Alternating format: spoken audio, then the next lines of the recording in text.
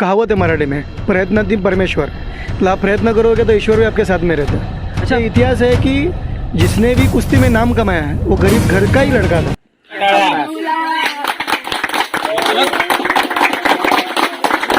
सपने वो नहीं होते जो हम सोते हुए देखते हैं, बल्कि सपने तो वो होते हैं जो हमें सोने नहीं देते। ये कहावत सच करके दिखाई है 7वीं कक्षा के शिवम उगले ने, जिन्होंने अपने नाम पर कुश्ती में ब्रॉन्ज मेडल हासिल करके न सिर्फ जय मल्हार कुश्ती संकुल का नाम रोशन किया, बल्कि उसके साथ साथ समाज सेवक प्रशांत डोंडे जैसे लोगों का भी नाम रोशन किया और एक आस उनके अंदर जिंदा रखी जो उन्हें समाज सेवा में कार्य करने के लिए अग्रणीय रखती है। शिवम उगले किसी बड़े परिवार से ताल्लुक नहीं रखते, बल्कि थाने के भिवंडीवाड़ा से उगले गांव के आदिवासी क्षेत्र से आते हैं। आप सबको ये बात जानकर हैरानी नहीं होनी चाहिए कि शिवम उगले पिछले 2 सालों से अपने घर नहीं गए हैं। प्रशांत डोंडे के जैसे मेधावी समाज सेवकों के चलते आज शिवम उगले ने कुश्ती में मीरा भाईंदर में इतिहास रचा है।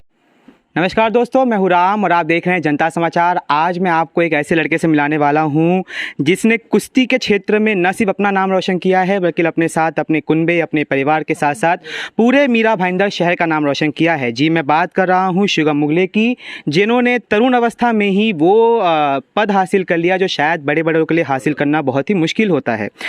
शिवम उगले ने न सिर्फ अपना नाम रोशन किया, बल्कि प्रशांत डोंडे के जैसे उन समाज सेवकों का भी नाम रोशन किया जो अपने जेब से पैसा लगा करके इस फिराक में रहते हैं कि कैसे कोयले की खान से एक हीरा निकाला जाए जो देश को गौरवान्वित करे। तो सबसे पहले शिवम, आज आपने जो ये ब्रोंज मेडल हासिल किया है उसके लिए आपको बहुत बहुत शुभ बधाई। मेरा सवाल आपसे ये है कि इस अवस्था, इस एहतियाते, इस पद पर पहुंचने के लिए, इतने बड़े पद पर पहुंचने के लिए आपको कैसे संघर्ष करने पड़े, क्या आपकी मेहनत रही, और अभी आप आगे जो युवा हैं उनको क्या संदेश देना चाहेंगे? शुभम उगले आहे, मी जय मल्हार कुस्ती संकुलमध्ये प्रॅक्टिस करतो। माझ्या वस्ताचं नाव आहे गोरखशेठ खळदकर आणि माझ्या सराचं नाव आहे प्रेमचंद अकोले। आपको ऐसा सुनने में आया था कि जब आप वहाँ पे प्रैक्टिस कर रहे थे, जब आपका कंपटीशन चालू था, तो सेमीफाइनल में कुछ आपको नाक से खून आया था कुछ 15 सेकंड पहले, तो उसके बावजूद भी आप वहाँ पे डटे रहे, तो क्या कहेंगे, कैसा मतलब स्पिरिट कैसा था उस टाइम पे अंदर? बहुत खून आ रहा था। बहुत अच्छा था, नाक से खून आया था, फिर कैसे मतलब आपने अपने अंदर स्पिरिट बना के रखा? कुछ नहीं। हाँ बोलो। 4 कुश्ते गए 10-0 से। हाँ, आपकी प्रैक्टिस कैसे होती थी मतलब यहाँ पर? बहुत अच्छी होती थी। बहुत अच्छी होती थी मतलब आप क्या करते थे, कितने बजे उठते थे? 4 बजे उठता था, हाँ, फिर रस्सी चढ़ता था, मैट पे प्रैक्टिस करता था। जी। तो आप मुंबई में, जैसे अभी मालूम पड़ा है कि महाराष्ट्र में खाली 6 पद आए हैं, उसमें मुंबई में आए और मीरा भाईंदर में आए, तो आपको कैसा लग रहा है कि आप मीरा भाईंदर के इकलौते हो, आपने इतिहास रचा है यहाँ पर? बहुत अच्छा लग रहा है। अच्छा, तो जो अन्य लोग हैं, जो आपके अवस्था के, आपके एज के जो अन्य लोग कुश्ती में अपनी जो है कला आजमा रहे हैं, उनको आप क्या बोलोगे? अच्छी प्रैक्टिस करो। तो प्रशांत डोंडे जी, जय मल्हार कुश्ती संकुल की आज इस नौजवान ने, इस युवा ने तरुण अवस्था में इतने बड़े पद को हासिल किया है, इसके संदर्भ में जो अन्य युवा हैं मीरा भाईंदर के जो कुश्ती में हैं, उनको आप क्या संदेश देना चाहोगे? देखो, कुश्ती ऐसा क्षेत्र है, क्रिकेट में 12 जन की टीम रहती है, कबड्डी में 9 जन की रहती है, खो खो में 10 जन की रहती है, लेकिन कुश्ती ऐसा खेल है कि उसे 1 मैन शो है। मतलब जो भी मेहनत करना है, प्रैक्टिस करना है, खुद के लिए करना है, और खुद ही अकेला एक ही इंसान उसका रिजल्ट लेके आता है। आपका रिजल्ट आपके सामने है जी। और यहाँ पे जय मल्हार कुश्ती संकुलन में बहुत से गोरख सेठ हैं और भी प्रेमचंद सर हैं और भी अगर नगण्य इंसान है जो सब कोई अपना टाइम देता है, कोई और कोई मदद करता है। तो मतलब ये सबकी मेहनत है और ये ऐसे ही हम लोग का मेहनत का ये आज मेडल है। ये मतलब एक सबकी मेहनत लगी है। कहीं मेहनत करता है आदमी, उसका एक दिन उसका मतलब जब भी इच्छा उसकी पूरी होती है तभी चेहरे पे खुशी अलग ही होती है। आज सब युवा के ऊपर और ये कुश्ती पे जो बच्चे हैं उनके सबके ऊपर एक खुशी की लहर है। कैसा लगता है कि जब, जैसे कि आप जैसा समाज सेवक है जो अपने जेब से पैसा डालता है, अपनी मेहनत डालता है, कि अपना काम छोड़ कर भी आता है, और जब इस तरह के हीरे निकलते हैं तो कैसा फील होता है? देखो, इसमें तो पूरे मीरा भाईंदर की शान है। ये इंडिया लेवल पे इनका नंबर आया हुआ है और मीरा भाईंदर के लिए गर्व की बात है कि मीरा भाईंदर में ये कुश्ती कुश्ती क्षेत्र में ये मेडल आया हुआ है, तो हमें मीरा भाईंदर वासियों के गर्व की बात हमने है। यहाँ पे अभी अभी विद्यार्थियों से बात की, सब मतलब स्कूल से ही आते हैं और सबकी अवस्था जो है बहुत ही निर्मम ही है, न्यूनतम ही एक तरीके से। कोई रिक्शा वाला है, कोई हाथ गाड़ी वाला है, कोई सब्जी वाला है। तो इसके संदर्भ में कहीं ना कहीं भावुकता जाग उठती है। तो उसके संदर्भ में आप क्या कहेंगे?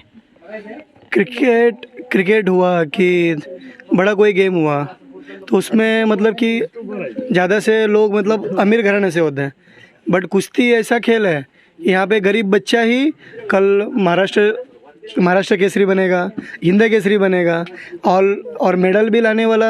जो गोल्ड मेडल अपने को पहले से ओलंपिक में मिला, वो भी खशाबा जादव करके एक पहलवान थे, उन्होंने ही पहला गोल्ड मेडल लाया हुआ है, और आज तक उनका रिकॉर्ड कोई नहीं तोड़ पाया। और वो भी खुद गरीब घर से ही थे, प्रैक्टिस के लिए 10-10 किलोमीटर वो खुद पैदल जाते थे। तो मतलब ये इतिहास है कि जिसने भी कुश्ती में नाम कमाया है वो गरीब घर का ही लड़का था। अच्छा प्रशांत ढूंढे जी, आपको आज इस कुश्ती के क्षेत्र में कितना साल हुआ? कुश्ती के क्षेत्र में कम से कम 10 साल हो गया।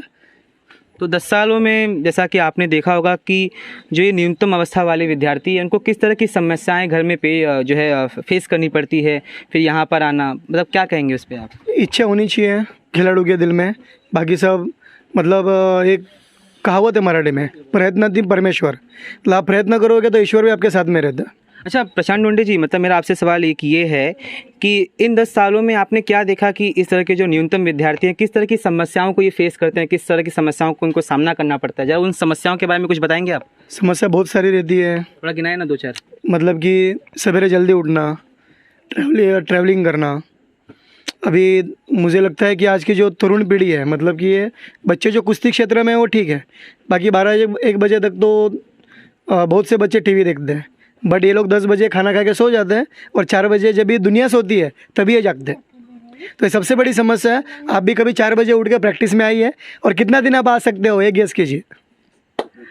चलिए, आपको मैं बहुत बहुत शुभकामनाएं दूंगा कि आप ऐसे ऐसे विद्यार्थियों की मदद कर रहे हैं, आप ऐसे ही मदद करिए और उन्हें आगे बढ़ाइए। बहुत बहुत शुक्रिया। प्रैक्टिस करने का तरीका है वो सब लोगों ने देखा ही है पहले से। मेरा भाईंदर में जय मल्हार कुश्ती संकुल का जो ओपनिंग हुआ है, उसके बाद में इसका जो मेहनत है वो लाजवाब है। पूरे इंडिया में ऑल इंडिया चैंपियन बना, वो 3रा नंबर है उसने लाया है वो। उसके लिए हम लोग बहुत गर्व महसूस कर रहे हैं, और इसको जो मेहनत है वो सब लोग बच्चे देख के उसी हिसाब से वो लोग भी मेहनत करेंगे। इसके जो अभी परिस्थिति ऐसी है कि उसको घर भी रहने के लिए नहीं है, वो अभी अखाड़े में इधर रह रहा है। हम लोग सब लोग बच्चे 200 रुपये फी निकाल के खर्चा निकाल रहे हैं अपना। ये भी हमारा प्राइवेट ही है, जय मल्हार कुश्ती संकुल हमारा प्राइवेट है, कोई किसी की मदद नहीं। शंकर भाई वीरकर रहेंगे, प्रशांत भाई रहेंगे, ऐसे सब लोग थोड़ा थोड़ा हम लोग को मदद करते हैं। ये बच्चों का ऐसे हम लोग हेल्प कर रहे हैं। ये सब गरीब बच्चे, रिक्शा वाले, माथाड़ी वाले, सब ऐसे गरीब बच्चे करके है सब। और प्रेमचंद सर ने हम लोग को इतना सहयोग दिया कि 1 रुपया भी वो फीस नहीं लेते, दिन रात उनके लिए मेहनत करते, इधर ही उनके साथ में सोते, इधर ही रहते। सुबह 4 बजे उठते उनके साथ में, सुबह 4 बजे बच्चे उठते, 4 बजे से लेके मेहनत करते, रस्सी चढ़ना, सपाटी मारना है, रनिंग करना है, धारावी तक मंदिर जाना है, रनिंग करना है। उसके बाद में नाश्ते का वो लोग का डाइट का है। लड़कियां भी इधर 10-12 लड़कियां मेहनत करती है, टोटल मिला के 60 बच्चे लोग मेहनत करते हैं। सबसे ज़्यादा उनका प्रेमचंद सर का योगदान है। और अभी NIS के लिए वो हरियाणा गए हुए हैं, 18 तारीख को NIS का उनका सर्टिफिकेट पास हो जाएगा, वो टाइम पे वो आएंगे। आम्हाला सगळं म्हणजे इथं आल्यापासून सगळं करावं लागतं। 4 वाजता उठल्या रस्सी चढावी लागते, नंतर सपाटे मारावे लागतात, नंतर थोड्यानंतर टायमिंग सपाटे वगैरे झाल्यानंतर आम्हाला प्रॅक्टिस करावी लागते मॅटवरती। समस्या कैसी देखनी पड़ती है? समस्या तर खूप आहेत, पण ते बाजूला सोडून आम्ही प्रॅक्टिस करतो।